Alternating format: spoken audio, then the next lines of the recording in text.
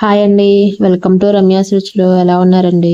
ఈరోజు మనం ఐరన్ కడాయిలో చికెన్ ఫ్రై చేస్తే ఎలా ఉంటుందో చూద్దాం.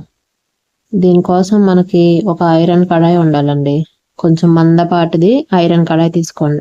ఇందులో చేయటం వల్ల బెనిఫిట్ ఏంటంటే మనకి చికెన్లో ఉన్న ప్రోటీన్తో పాటు ఎక్స్ట్రా ఐరన్ అనేది కూడా యాడ్ అవుతుంది. దీనికోసం ఒక మందపాటి ఐరన్ కడాయిని తీసుకొని కావాల్సినంత ఆయిల్ వేసుకోండి. ఆయిల్ హీట్ అయిన తర్వాత షాజీరా, మరాఠీ మొగ్గ, యాలుక్కాయలు, దాల్చిన చెక్క, లవంగాలు ఇవన్నీ వేసుకొని వాటిని బ్రౌన్ కలర్ వచ్చే వరకు ఫ్రై చేయండి. ఇప్పుడు అందులోకి కట్ చేసి పెట్టుకున్న ఉల్లిపాయలను వేసుకోండి. ఉల్లిపాయలు కూడా బ్రౌన్ కలర్ వచ్చే వరకు ఫ్రై చేసుకోవాలి. ఇప్పుడు అందులోకి రుచికి సరిపోయిన ఉప్పు, పసుపు వేసి బాగా కలిసేలాగా కలుపుకోండి. మీరు ఉప్పు, పసుపు వేసిన తర్వాత దంచుకున్న అల్లం వెల్లుల్లి పేస్ట్ కూడా వేసి కలుపుకోండి. ఇప్పుడు అందులోకి కట్ చేసి పెట్టుకున్న చికెన్ని బాగా కడిగి వేసుకోండి. చికెన్ అంతా కలిసేలాగా అల్లం వెల్లుల్లి పేస్ట్లో ఉల్లిపాయలు పైనుంచి కిందకి చక్కగా కలుపుకోవాలి. ఇలా కలుపుకోవటం వల్ల అల్లం వెల్లుల్లి మసాలా చికెన్కి బట్టి టేస్ట్గా ఉంటుంది. కాసేపు దీన్ని మూత పెట్టి ఉడికించుకుంటే ఇట్లా మనకు వాటర్ అనేది వస్తుంది. వాటర్ అంతా కూడా ఎగిరిపోయే వరకు మనం మీడియం ఫ్లేమ్లో స్టవ్ని పెట్టుకొని వాటర్ని మరిగించుకోవాలి.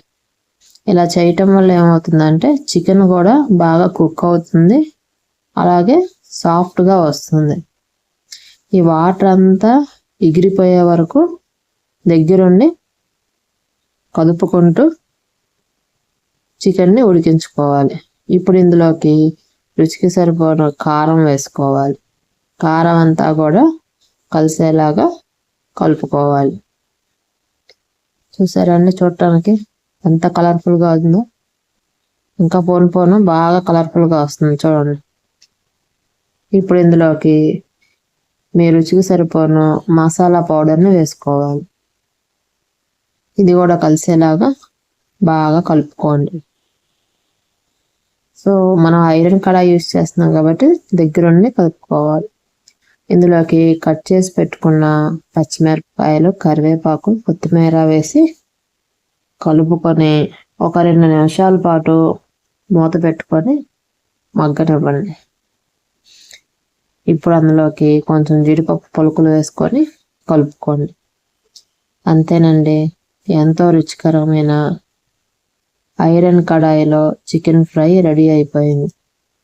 మీరందరూ కూడా తప్పకుండా ఈ రెసిపీని ట్రై చేసి ఎలా వచ్చిందో నాకు కామెంట్ చేసి చెప్పాలి. Thanks for watching. Like, share, subscribe.